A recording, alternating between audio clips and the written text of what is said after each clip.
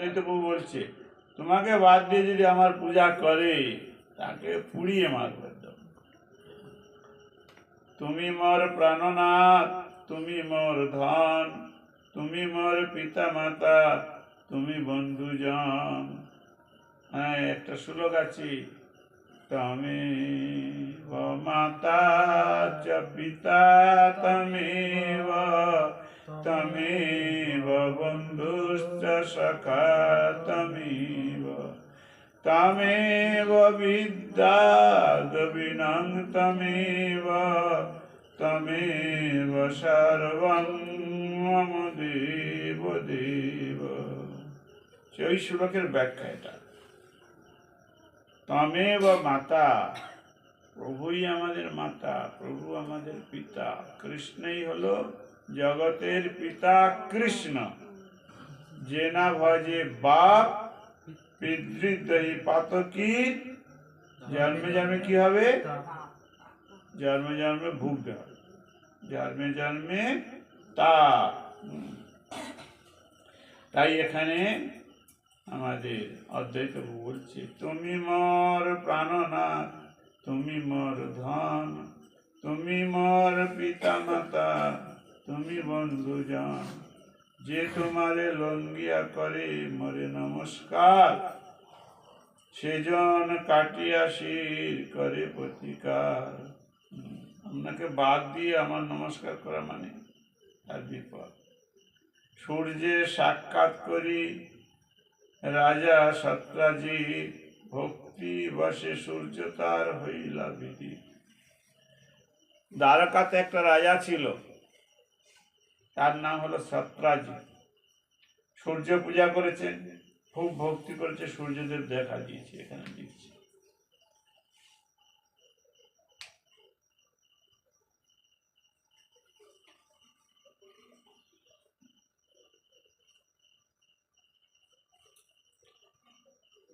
তা সূর্যদেব তাকে একটা মণি দিয়েছে, বলছে দেখো এইটা প্রতিদিন এক ভাত, মোটামুটি ধরো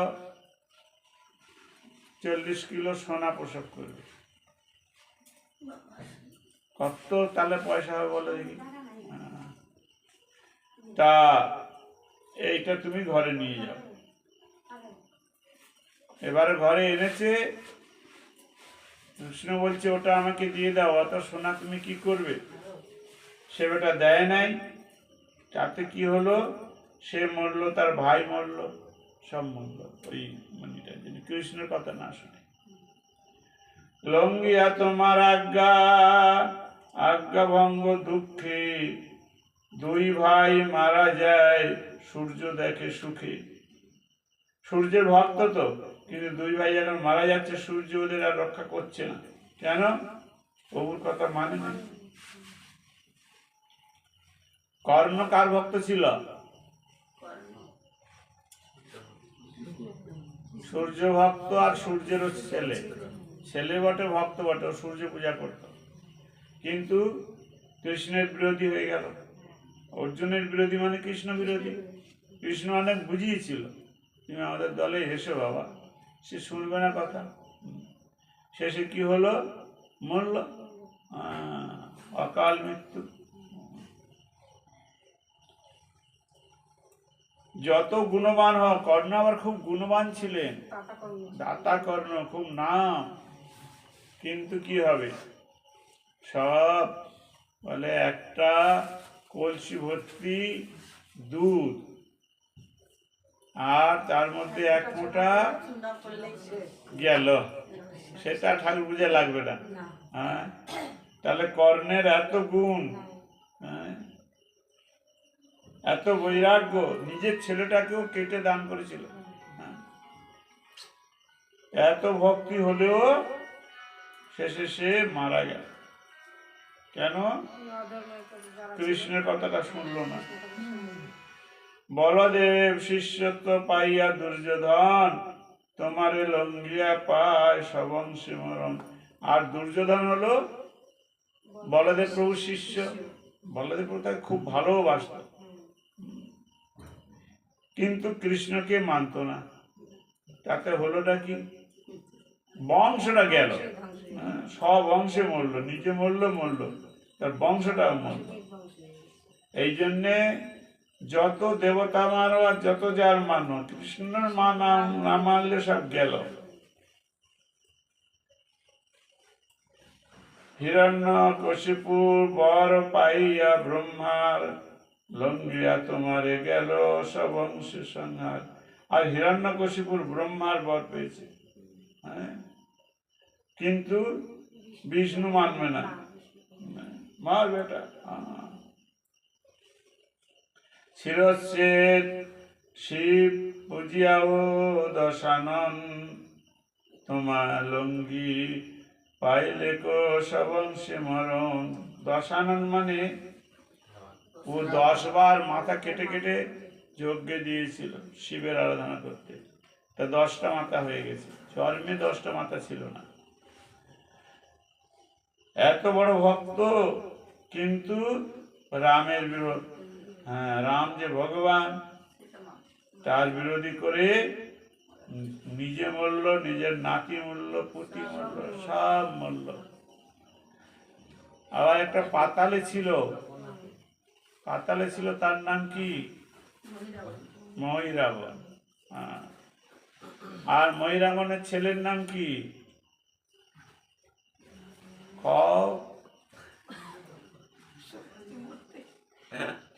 শোনো, আমি ছোটবেলায় যাত্রায় দেখেছিলাম রাম রাবণের যুদ্ধ, মহিরাবণ বধ, সে আমার এখনো মনে আছে।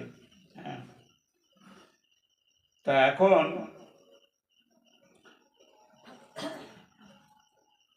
7:30 বেজে যাচ্ছে। এটা বলতে গেলে তো 2 মিনিট 3 মিনিট লাগবে, বলবো? আচ্ছা, এখন যখন লঙ্কার সব বীর মারা গেছে, রাবণ একা আছে, তখন রাবণ ওই মহিরাবণকে খবর দিয়েছে। মহিরাবণ আবার মায়া জানে, যে কোনো রূপ ধারণ করতে পারে। বিভীষণ বলল, মহিরাবণ আসছে, যে কোনো রূপ ধারণ করতে পারে, এইখানে পাহারা খুব কড়া দিতে হবে, রাত্রে রাম লক্ষ্মণকে নিয়ে পালাবে। তখন সব খুব কড়া পাহারা চলছে। এইদিকে মহিরাবণ চিন্তা করলো, এদের এই ভিতরে ঢুকবো কি করে, হনুমান তো পাহারা দিচ্ছে। তবে বিভীষণকে তো ছেড়ে দেয়। বিভীষণ অনেকটা বড় এরিয়া, চারদিকে এরকম ঘুরে ঘুরে পাহারা দিচ্ছে। যে দিকটা গেট একটা আছে, সেখানে ও দেখলো বিভীষণ তো অনেক দূরে চলে গেছে, ও বিভীষণের রূপ ধারণ করেছে করে। আর হনুমান বিভীষণ বলে কিছু বলে না, ভিতরে চলে গেছে, গিয়ে মাটির সুড়ঙ্গ করে রাম লক্ষ্মণকে নিয়ে পালিয়েছে। এবার যখন পালিয়েছে, তখন হনুমান ভিতরে গিয়ে দেখে রাম লক্ষ্মণ নেই, হই হল্লা হয়ে গেছে, রাম লক্ষ্মণ হরণ। তখন এবারে কে করবে রক্ষা? হনুমান ছাড়ার গতি নেই। হনুমানও যে কোনো রূপ ধরতে পারে। হনুমান একটা কাঠ বেড়ালের রূপ ধারণ করে সুড়ঙ্গ দিয়ে একদম চলে গেছে। গিয়ে পাতালে ওদের দেশে গিয়ে দেখছে একটা সরোবরে কতগুলো মায়েরা জল নিতে এসেছে। আর ওরা বলছে, কালকে না রাত্রে আমাদের রাজা 2টো রাজকুমার এনেছে, কি বলবো রে, এত সুন্দর দেখতে, হ্যাঁ, দেখলে প্রণাম করতে ইচ্ছা হয়। হ্যাঁ, কিন্তু তাদের আজকে রাজা বলি দেবে, নরবলি মায়ের কাছে। তার কোথায় রেখেছে তাদের? বলে, কেন, মন্দিরের পাশে ওই মন্দিরের দক্ষিণ দিকে যে ঘরটা, ওই ঘরটা তাদের মন্ত্র দিয়ে অচেতন করে রেখে দিয়েছে।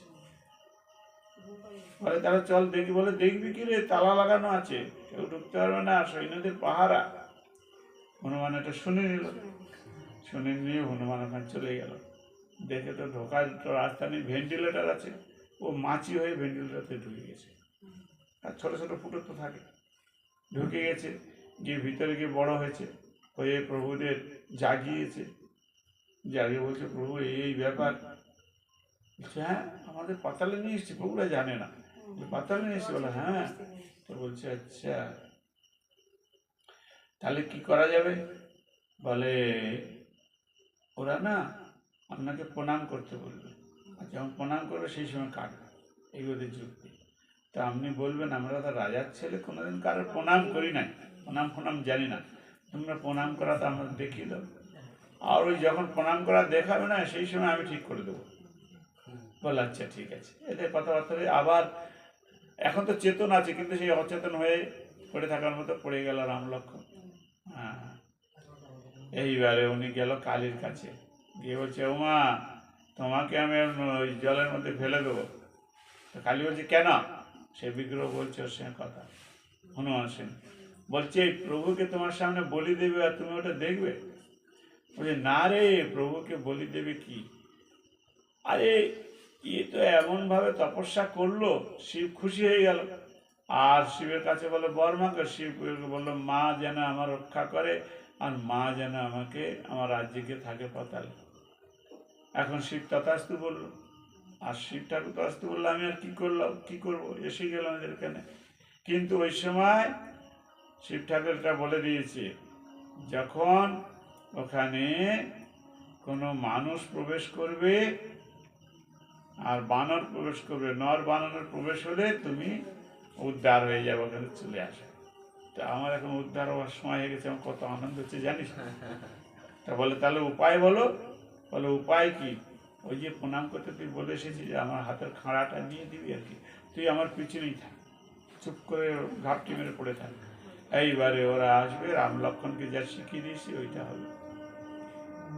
বাস এখন ও তো আবার মন্ত্র ভাঙে রাম লক্ষ্মণকে চেতন করলো, বলে চলো মায়ের পূজা, তোমাদের কি ভাগ্য, হ্যাঁ তোমরা সাক্ষাৎ একদম স্বর্গে চলে যাবে।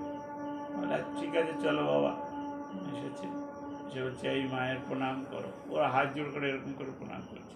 বলে ওরকম না, শুয়ে পড়ে। বলে শুয়ে পড়ে কিরকম প্রণাম করতে হয় বাবা, আমরা রাজার ছেলে, কোনো সময় করি নাই, জানি না, তুমি করে দেখাও। যখন এই দেখাতে গিয়েছে আর হনুমান এসে গেছে, মেরেছে এক কোপ, দু টুকরা করে দিয়েছে, এটা মরে গেছে। এবার সৈন্যগুলো হনুমানের পিছনে লেগে সৈন্যগুলোকে তো মেরেছে, লাঠি মেরে সৈন্যগুলো মরে গেল। শেষে ওনার যে রানী, সে রানী যুদ্ধে এসেছিল, সে তখন গর্ভবতী ছিল, তার পেটে এমন জোরে লাথি মেরেছে বাচ্চা হয়ে গেছে। সে বাচ্চাটা হয়েই যুদ্ধ আরম্ভ করেছে।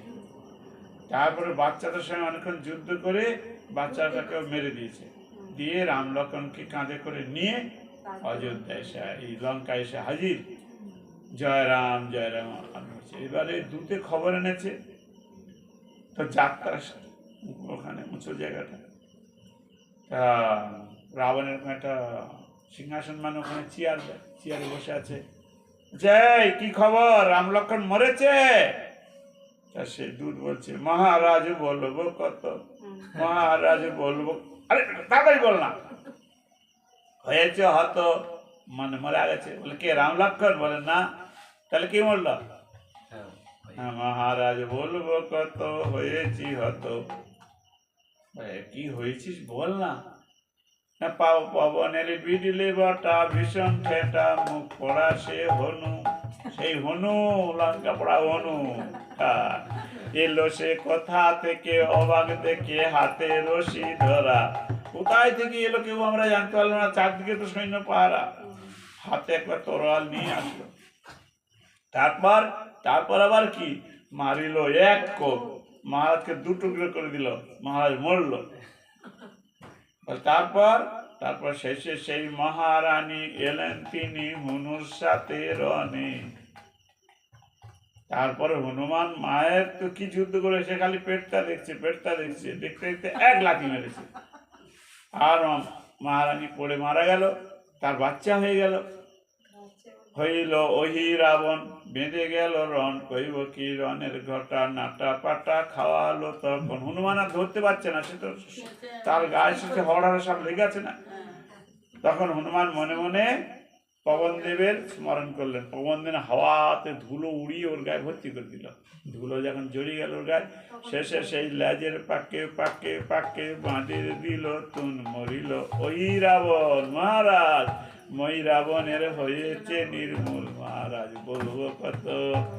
বা ওই রাবণ মারা গেল, মই রাবণ মারা গেল, রাবণের বংশ শেষ।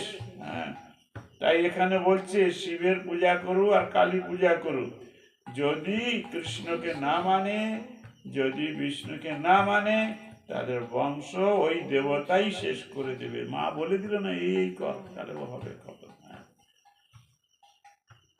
হ্যাঁ, আজকে এই পর্যন্ত থাক। এরপরে কালকের অদ্বৈত প্রভু আর কি বলে আবার আমরা শ্রবণ করবো। বলেছি অদ্বৈত প্রভু কি।